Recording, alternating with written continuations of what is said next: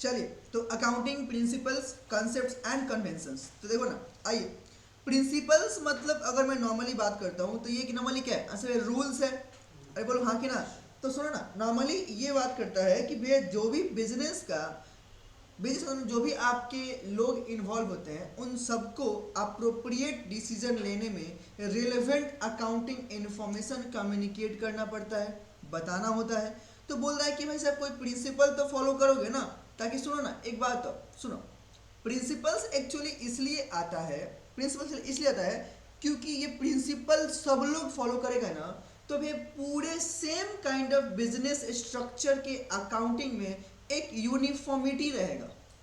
मतलब क्या, इक्वलिटी रहेगा। अब सोचना, तुम अपने मन से अपना काउंटिंग करेगा, मैं अपने मन से करूंगा, वो अपने मन से करेगा, तब तो कांड हो जाएगा। मेरा बात समझ रहे हैं हाँ कि ना। तो बिजनेस में यूनिफॉर्मिटी बना रहे फॉर द डिसीजन मेकिंग, हमारे पास अकाउंटिंग में कुछ क्या दिए हैं, अकाउंटिंग प्रिंसिपल्स दिए हुए हैं। And this accounting principles is actually given by the generally accepted accounting principles. कौन, गैप, हाँ कि ना। This common set of rules ना, conventions, standards and procedures is referred as to क्या, जनरली एक्सेप्टेड अकाउंटिंग प्रिंसिपल्स। मतलब जो सब लोग नॉर्मली फॉलो करते हैं। लेकिन इतना में जनरली एक्सेप्टेड मतलब क्या है, ये सब लोग ही मानता है, हाँ कि ना, जो नॉर्मल दिया हुआ है। अगला है the GAAPs provides the guidelines for reporting economic events and are thus use by क्या, organisations in drafting their financial statement. हाँ कि ना। तो प्रॉपरली इकोनॉमिक इवेंट्स को प्रॉपरली कैसे रिपोर्ट करना है, कैसे उसको ड्राफ्ट करना है, उन सब चीज के बारे में कौन बात करेगा, आंसर गैप। उसके प्रॉपर प्रिंसिपल्स भी कौन देगा, गैप। क्यों, अगर मैं बोलूं कैसे, ये देखना, in order to ensure uniformity दिया भी है and consistency in record keeping and produce accounting information which is क्या, largely comparable the accounting profession has developed rules, conventions, standards and procedures which are generally separate and universally practice, जो normally सब लोग करता है, हाँ कि ना। सो ना, यूनिफॉर्मिटी मतलब ये बोलना चाह रहा है कि अगर मुझे कंपेयर करना है तो अगर हम दोनों सेम लेवल पे रिकॉर्डिंग किए तब ना कंपेयर कर पाएंगे, बोलो हाँ कि ना, राइट। अब तुम कुछ और किया, हम कुछ और किए, तो कहाँ पे कंपेरिजन बनता है क्या, नहीं, राइट।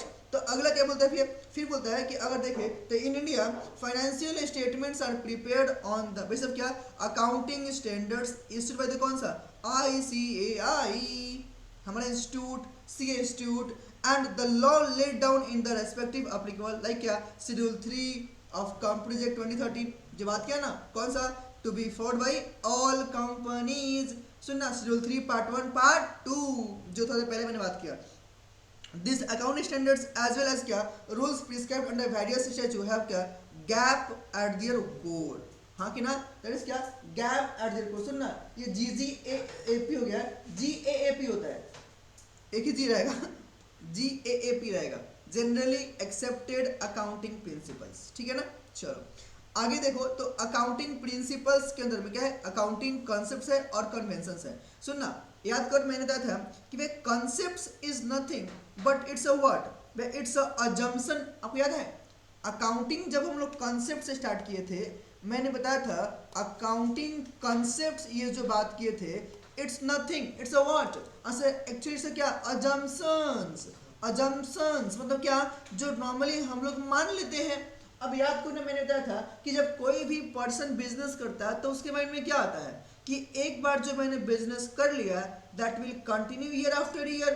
अब ऐसा थोड़ी ना कि आज बिजनेस स्टार्ट किया कल हम बंद करेंगे। सोच, जैसे मैं अभी टीचिंग फील्ड में हूँ, मैं क्या करूँगा, मैं आपको आज पढ़ा दिया कल नहीं पढ़ाऊंगा, अरे भैया आपको पूरा पढ़ाना पड़ेगा। ये तो आपका जंक्शन है ना, कि अगर सामने वाला कोई किसी काम में है, मतलब that work will be continue year after year, बोलो हाँ कि ना। तो नॉर्मली क्या है, अजम्पशन है ना, मेरी बात समझ रहे हो। और कोई बिजनेस करता भी है तो फिर सोचा क्या है कि आज छोटा बिजनेस है, कल और बड़ा करेंगे, कल और बड़ा करेंगे, मतलब क्या कि day by day they are going to expand their business, right. मतलब ऐसे सोचना कि एक छोटे से बिजनेस से वो अपना कॉर्पोरेट सेक्टर में MNC खुद को बनाएगा, राइट। तो ये सारी चीजें अजम्पशन में यहाँ पे नॉर्मली आता है, दैट इज क्या, अकाउंटिंग कॉन्सेप्ट्स।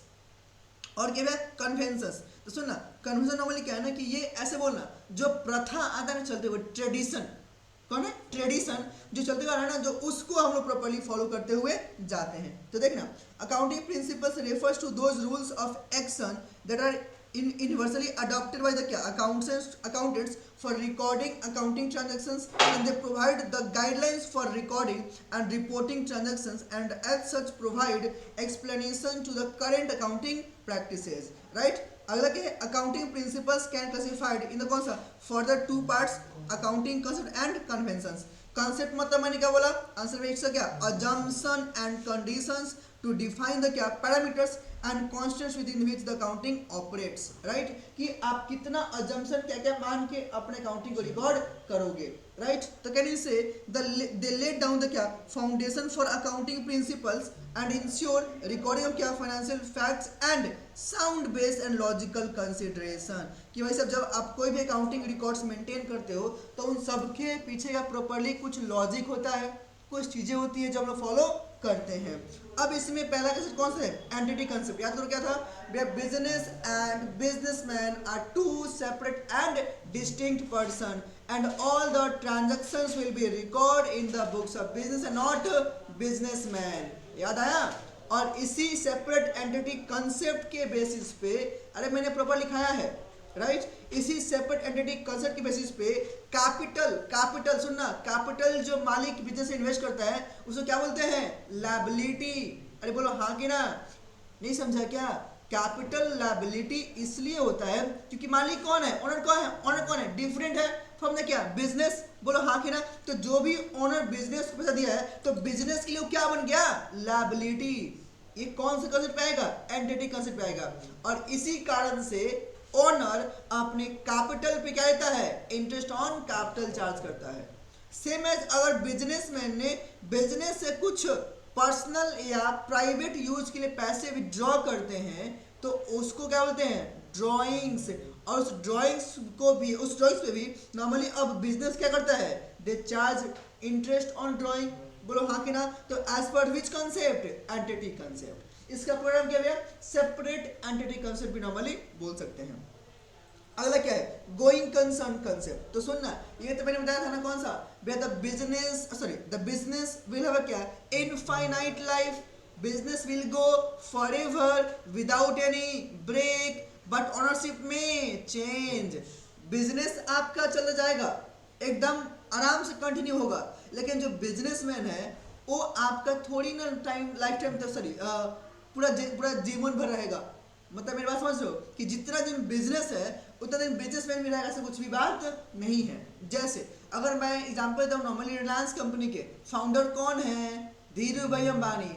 क्या वो भी जिंदा है, नहीं. कंपनी बंद हो गई क्या, एकदम भी नहीं. मतलब क्या कि जो ओनरशिप है that can be change for the business as per the क्या, going concern concept. But business will क्या, कंटिन्यू. वो आज तक चल रहा है ना, असर और आगे भी और चलेगा. डन. अगला क्या भैया, अगला है पीरियोडिसिटी कंसेप्ट. कौन सा भैया, पीरियोडिसिटी कंसेप्ट. मतलब सुनना, ये बोलता है कि जो गोइंग कंसर्न कंसेप्ट बोला कि भैया क्या है कि ये जो हमारा बिजनेस है क्या, भैया ईयर आफ्टर ईयर कंटिन्यू चलता जाएगा. तो भाई सब अकाउंटिंग कब करोगे, हाँ कि ना. तो बोलता है कि जो आपके इनफाइनाइट लाइफ में बिजनेस है ना, राइट, उन इनफाइनाइट लाइफ को छोटे छोटे पीरियड में तोड़ दिया ताकि उस पीरियड के अंदर में अकाउंटिंग असेसमेंट किया जा सके, देखा जा सके कि बिजनेस का परफॉर्मेंस कैसा काम कर रहा है. राइट, और ये नॉर्मली क्या हो सकता है भैया, आंसर नॉर्मली तो ईयरली होता है, but whether it can be half yearly भी, क्वार्टरली भी, कुछ भी हो सकता है. हाँ कि ना. मतलब कि हर एक पीरियड में अकाउंटिंग असेसमेंट करते हैं, चेक करते हैं कि बिजनेस का परफॉर्मेंस कैसा चल रहा है. राइट, और याद करो इसी के कंसेप्ट के कारण हम लोगों ने बात किया था कि जो हमारे बिजनेस में असेट्स हैं उसको दो टर्म में तोड़ते हैं. कौन सा, फिक्स्ड असेट्स और करेंट असेट्स. ऐसे बोलो, non current and current assets. Right, even we can say one more thing, as per this concept only we can say we have two accounting years. कौन कौन सा, we have financial year और calendar year. financial year कब से start, we have 1st April to 31st March, but calendar कब से होता है भैया, 1st January to 31st December. money measurement, अभी थोड़े पहले बात की, कौन सा, where all the transactions which can be measured in terms of money will record in the books of accounts. Accrual concept, यहाँ पे क्या था भैया, सुनो ध्यान से भैया. ये कंसेप्ट बोलता है कि हमारे बिजनेस में जितने भी एक्सपेंसेस हैं या इनकम है, मतलब क्या रेवेन्यू है, राइट, इन सबको प्रॉपर्ली सब प्रॉपर्ली रिकॉर्ड करो। मतलब क्या, expenses will be record on incurred basis. कौन सा? Incurred basis. इनकर्ड मतलब क्या, सुनना भैया, एक्सपेंसेस अगर इनकर हो गया, actual payment doesn't matter, right. अगर मान लो कि कोई मेरे लिए काम कर रहा है, उसने 2 महीने से मेरे पास काम किया बट मैंने उसको सैलरी नहीं दिया, तो क्या मैं अपने बुक्स में रिकॉर्ड नहीं करूंगा? मैं रिकॉर्ड करना पड़ेगा, एंड वो आपके नॉर्मली क्या बन जाएगा? लायबिलिटी। हाँ कि ना? अगला क्या है? इनकम। सुनना, ये बोला income will be record on earned basis. मतलब क्या, अगर आपने कमा लिया, राइट। जैसे मान लो मैंने आपको पूरा सर्विस दे दिया, पढ़ा दिया, राइट, तो मेरा तो कमाई हो गया ना? बोलो हाँ कि ना? इन दैट केस अब आपसे मुझे पैसे मिले या ना मिले, उसको रिकॉर्ड अपने बुक्स में करेंगे। डन है क्या? तो ये टर्म्स यहाँ पे देखता है, कौन सा? As per accrual concept. इसलिए देखना, हम लोग ट्रेडिंग पीएल बनाने के टाइम पे आउटस्टैंडिंग, प्रीपेड, प्री रिसीव्ड और अक्रूड इनकम को प्रॉपर्ली रिकॉर्ड करते हैं। डन है क्या? अगर तुमको नॉर्मली बता दूं तो मैंने ऐसे बताया था, अगर आपका कोई एक्सपेंसेस जो आउटस्टैंडिंग है, क्या है? आउटस्टैंडिंग एक्सपेंस है, मतलब क्या था? ये होता है कि मिलना, सॉरी, देना बाकी है। क्या बताओ? देना बाकी है। ये क्या होता है ना? देना बाकी है। ये वो पैसा है भैया जो तक मैंने दिया नहीं है। मैंने अपना सर्विस तो करा लिया, काम तो करा लिया, बट मैंने दिया नहीं है। अगला क्या था भैया? अगला था बस में अक्रूड इनकम। अक्रूड भी कैसे क्या है? ऐसे भी बकाया ही बताता है, बट ये क्या है? ऐसे मिलना बाकी है। क्या है बताओ? मिलना बाकी है। इसी का सुनना, जो देना बाकी है नॉर्मली में क्या है? आंसर लायबिलिटी, और जो मिलना बाकी में क्या है? Answer assets. बोलो हाँ कि ना? सेम एज, और क्या भैया? आंसर प्रीपेड एक्सपेंस, जो मैंने एडवांस में पेमेंट कर दिया है। और क्या होता है? प्री रिसीव्ड इनकम, जो मुझे पहले ही पैसा मिल चुका है बट अभी तक मैंने सर्विस अपना नहीं दिया है। तो ये सारे का ट्रीटमेंट भी कैसे होता है? आंसर एज पर द क्या? Accrual concept. अगला क्या है? Dual aspect concept. ये क्या बोलता है भैया? तो बोला कि एवरी डेबिट हैज क्या? Equal and correspondent credit. मतलब कि हर डेबिट के साथ में उसके इक्वल अमाउंट में क्या होता है? क्रेडिट भी होता है। अगला कॉन्सेप्ट मैचिंग कंसेप्ट। सुनना, मैचिंग कंसेप्ट एक ऐसा कंसेप्ट है, ये बोलता है कि जो जिस अकाउंट ईयर के एक्सपेंस है ना, उसके उसी ईयर के इनकम से मैच करना चाहिए। मतलब कि revenue must match with the क्या? एक्सपेंसेस ऑफ दैट क्या अकाउंटिंग पीरियड। ताकि तभी तो दोनों को जब मैच करने जाएंगे तो डिफरेंस क्या मिलेगा? प्रॉफिट या लॉस। और इसी कारण से देखना कि अगर क्लोजिंग स्टॉक को ट्रेडिंग अकाउंट क्रेडिट साइड में नॉर्मली दिखाते हैं एज पर दिस क्या? Matching concept. अगर ये कंसेप्ट नहीं होता तुम तो सोचना, ट्रेडिंग पीएल में हम लोग नॉर्मली क्या बोलते हैं? क्या आता है? बस सिर्फ और सिर्फ नॉमिनल नेचर का आता है अकाउंटिंग। तो भाई साहब यहाँ पे आपके पास में जो क्लोजिंग स्टॉक है वो तो नॉर्मल अकाउंट नहीं है, तो क्यों दिखाते हो? तो भैया मैचिंग कंसेप्ट कारण दिखाते हैं। डन। अगला क्या है? Realisation concept, right. तो क्या होता है भैया? आंसर है कि एट द टाइम ऑफ, कितना आप अपने असेट्स को रियलाइज कर सकते हो, ये जो वैल्यू है ना उस पर निकाल कर दिखाता है। मतलब याद है, कॉस्ट और NR whichever is lower as पर कौन सा? Accounting standard 2 for the closing stock, right. अगला क्या है? Cost concept. मतलब कौन सा? इसके कौन है वैल्यू के बगल में हिस्टोरिकल कॉस्ट कंसेप्ट। क्या है? Historical cost concept. तो ये कंसेप्ट में क्या बोलता है? ये बोलता है कि हमारे बिजनेस में राइट, हमारे क्या है? बिजनेस में वे जितने भी असेट्स परचेज किए हैं उनको उनके ओरिजिनल कॉस्ट पे रिकॉर्ड करके दिखाएंगे, जो नॉर्मली बात करता है। अब आगे देख लो भैया, आगे क्या भैया? आंसर है अकाउंटिंग कन्वेंशंस। मैंने क्या बोला? आंसर से क्या? कस्टम्स और क्या? ट्रेडिशंस, जो normally practical application of accounting principles, जो शुरू से चलते हुए आ रहा है तो आगे भी चलता हुआ जाएगा। पहला क्या है? Conventions of conservatism. याद है? देख सुनना, कंजर्वेटिज्म मतलब क्या था भैया? आंसर इसका एक और वर्ड था प्रूडेंस, डरपोक कंसेप्ट। भूल गए क्या? भैया मतलब क्या? ये बोलता था कि भैया anticipated losses will be provided. मतलब कि अगर मुझे फ्यूचर में कोई लॉस दिख रहा है तो उसको रिकॉर्ड करेंगे। Anticipated losses will be provided but anticipated gain will never be provided. बोलो हाँ कि ना? इसी कारण से अगर डेटर्स का पैसा मुझे कम मिलने वाला है तो provision for bad and doubtful debts बनाते हैं एज पर द क्या कंजर्वेटिज्म कॉन्सेप्ट। बोलो हाँ कि ना। अगला क्या है कंसिस्टेंसी, याद करो ना भी कौन सा, एक बार जो मैंने अकाउंटिंग पॉलिसी चूज कर लिया फिर उसे मैं कभी चेंज नहीं करता। सलमान खान कॉन्सेप्ट याद है क्या था भैया, एक बार जो मैंने अकाउंटिंग पॉलिसी चूज कर लिया उससे फिर मैं कभी चेंज नहीं करता। सुनना एक मिनट, ये आपने बोल तो दिया ये नॉर्मली क्या है रिजिड है, आंसर है हाँ, लेकिन इसके लिए क्या है एक्सेप्शंस है। देयर आर 3 सिचुएशंस, याद है there are 3 situations where a consistency can be breach और ब्रेक। बोलो कौन कौन सा, वेयर अगर लॉ बोले तो, दूसरा अगर अकाउंटिंग स्टैंडर्ड बोले तो, और तीसरा for better presentation of financial statement. इन 3 में से कोई भी देने का अगर चाहो तो कंसिस्टेंसी ब्रेक हो सकता है। मतलब क्या, अकाउंटिंग पॉलिसी और methods that we have been already adopted it can be change in 3 situations.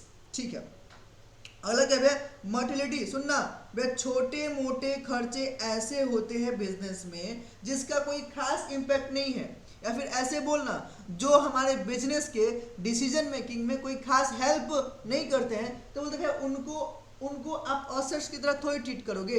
याद करो ना, मान लो बताया था मैंने कि ये मेरे पास में जो कैलकुलेटर है, ये क्या मेरे पास में कैलकुलेटर है, सोचो मैंने इसको 500 में खरीदा है, अगला 3 साल से यूज कर रहा हूँ। अब बताना ये 500 में खरीदा, अब अगर मैं नॉर्मल रूल की बात करूँ तो अगर कोई भी ऐसा एक्सपेंसेस जिसका बेनिफिट आपको मोर देन 1 अकाउंटिंग ईयर मिलता है उसको क्या बोलेंगे, नॉन करेंट असेट्स या फिक्स्ड असेट्स। और उस पे क्या होता है, we will have to charge depreciation. तो क्या मैं इस पे चार्ज करूँ क्या डेप्रिसिएशन? वे पगला गए हो। वैसे कैसे, आपकी कंपनी का टर्नओवर क्या है, हम बोला 500 करोड़। हम बोले एक बात तो भैया 500 करोड़ का टर्नओवर की कंपनी में 500 रुपए की कैलकुलेटर दिखाओगे असेट्स में और 400 डेप्रिसिएशन 50 रुपए का, पागल हो क्या? अरे बोलो हाँ कि ना। तो ये सारी चीजें कौन रोकता है, मटेरियल कंसेप्ट। मतलब सुनना, इसका मतलब ये नहीं कि इसको रिकॉर्ड नहीं करना, रिकॉर्ड करना है कहाँ पे, मैं डायरेक्टली इसको एक्सपेंस मान के राइट ऑफ करके हटा दो, डन। ठीक है, अलग है फुल डिस्क्लोजर कंसेप्ट। क्या बोलता है भैया, ये बोलता है कि हमारे बिजनेस में जितने भी छोटे मोटे ट्रांजैक्शंस हैं उन सबको प्रॉपर्ली रिकॉर्ड करके दिखाओ। आपको कोई भी ट्रांजैक्शंस और events which has been incurring in our business आप उसको छोड़ नहीं सकते, सबको रिकॉर्ड करना पड़ेगा, डन। अब यहाँ पे प्रॉपर्ली सारे पॉइंट्स को एक बार दिया हुआ है, तो एक बार जो लोग ऑनलाइन कर रहे हैं वीडियो देख रहे हैं वो कृपया आप लोग मुझे पॉज करके सबको फटाफट रीड करें, राइट। ये सबको फटाफट एक बार रीड करें। This is the institute material ICMI, right. आप लोग इसको ध्यान से एक बार गो थ्रू कर लें। और हाँ, ड्यूअल एस्पेक्ट वाला स्टोरी में देख रहे हैं, ये चीज क्या है, आंसर है इससे क्या लिया, अकाउंटिंग क्वेश्चन याद है ना, assets equal to liabilities plus capital, हाँ कि ना। मतलब कि 2 एस्पेक्ट है ना, giving of cash, receiving of क्या गुड्स, राइट। तो ये सारे दोनों एस्पेक्ट को लेकर बात करता है। मैचिंग तो मैंने ऑलरेडी बोल दिया, रिलेशन भी नॉर्मली मैंने बोल दिया।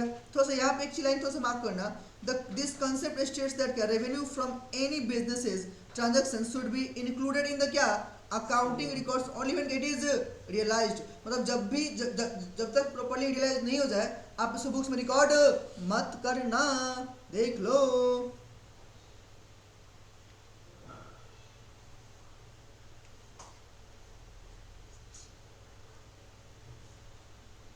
फटाफट